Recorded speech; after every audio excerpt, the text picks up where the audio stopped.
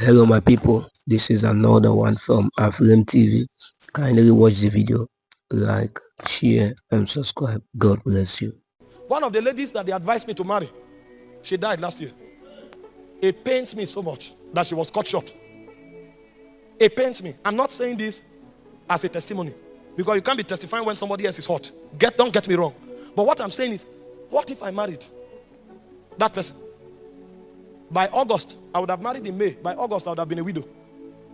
Or a widower. They call it widower. Meanwhile, God is planning for me to start encounter Jesus in November. If I became a widow in August, how would I have heard about this? In 3 months, see where we are. All of these possibilities would have sunk. Just because I didn't hear God.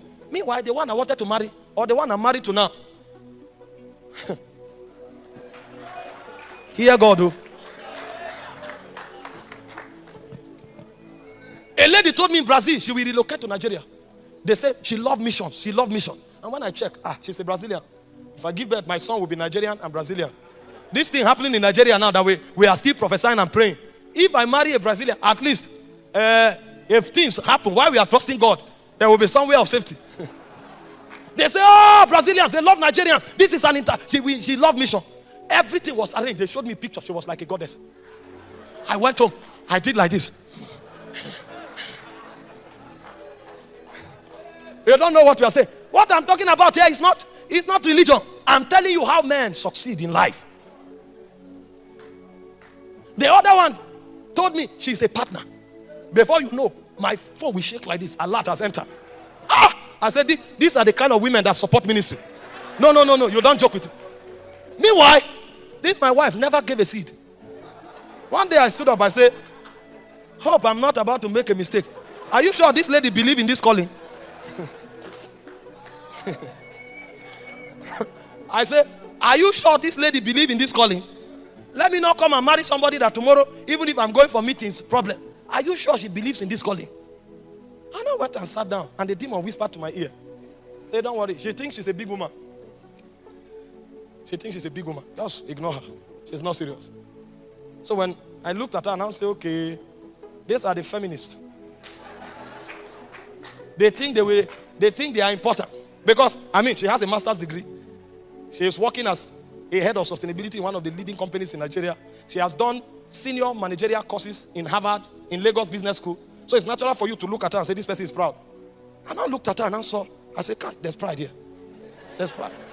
I began to interpret things by wisdom. I said, Kai, this lady is not submissive. Before I knew what was happening, 5 people came and said, hey, is it this person? Run for your life. Thank God I hear God.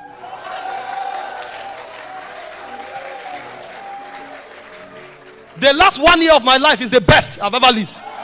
I've not recorded, hear this, I've not recorded as much success as I've recorded in the last 1 year. Meanwhile, I have rest. See, when I'm oh Jesus, hear God. Oh.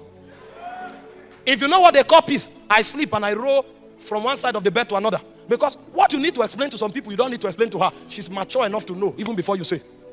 I'm not trying, this is not social media hype. I'm not trying to hype her. I've never had a reason to come and explain, say, this is like this. She knows. And the things that should be a problem, before I think it, she works it out. And she doesn't even want me to say thank you. What if I heard men and very important people stood against this? Very important people. Say, don't try it. Do you know Edo ladies? I thought you were exposed. Have you not heard about people from Edo? They brought all kinds of argument. But when I go to the place of prayer, sometimes I make up my mind that this thing is over. As I go there, the oracle will appear. Hina Makatawa. They say you are about to sell off your destiny. I have seen you have weighed your future. This is the person that can bear the weight of your calling. And from the week we got married, we went to Meduguri. I was thinking, okay, I will persuade her. She's more interested. When I travel, sometimes I forget to call. Because I come back, I'm so tired. She will send me a message and say, the Lord refresh you and strengthen you. I'm praying for you. Oh! I will now feel guilty.